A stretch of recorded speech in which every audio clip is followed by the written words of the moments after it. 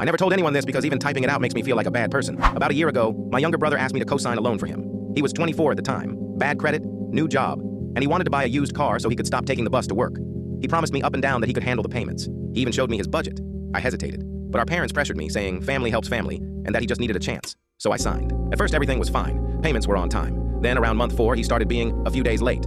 Then he missed one completely. When I asked him about it, he told me the bank made a mistake and that he had it handled. I believed him because I wanted to. I didn't want to be the annoying older sibling hovering over him. 2 months later, I got a letter saying the loan was in default. I panicked. I checked my credit and saw it had already dropped. When I confronted my brother, he finally admitted he'd lost his job weeks earlier and had been using his savings to look normal instead of paying the loan. He said he was embarrassed and didn't want anyone to worry.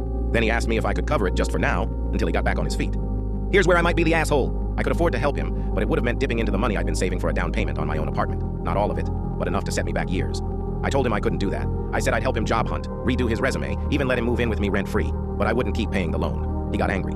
He said I knew what I was signing up for and that I was abandoning him when he needed me most. Our parents sided with him. They said I was being selfish and that money shouldn't come before family. For weeks, every phone call turned into an argument. Eventually, the car got repossessed.